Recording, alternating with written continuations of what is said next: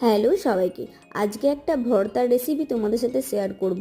আর শ্বশুরমশাইয়ের আবদারেই এই ভর্তাটা বানিয়েছিলাম, আর উনিই বলে দিয়েছিলেন কীভাবে বানাতে হবে। দেখো, আজ বানাবো থোড়ের ভর্তা। তাই থোড়গুলোকে গোল গোল করে কেটে নিলাম, তারপর নুন হলুদ দিয়ে সেদ্ধ করতে দিলাম। থোড়ের অনেক রকম রেসিপি খেয়েছি, এটা আবার নতুন রকম।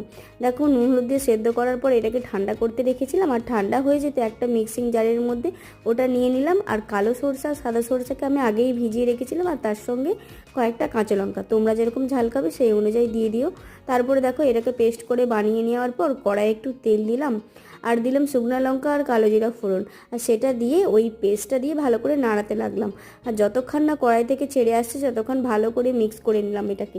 আর ভর্তাটা একদম দেখতে আর খেতে দুটোই খুব সুন্দর হয়েছিল। আর ভর্তা দিয়ে যে সত্যিই এক থালা ভাত শেষ হয়ে যায় সেদিন বুঝলাম। ওনারাও খুব ভালো লেগেছিল। পারলে না তোমরাও একদিন ট্রাই করে দেখো। চলো, দেখা হচ্ছে অন্য কোনো একটা মিনি ব্লগে।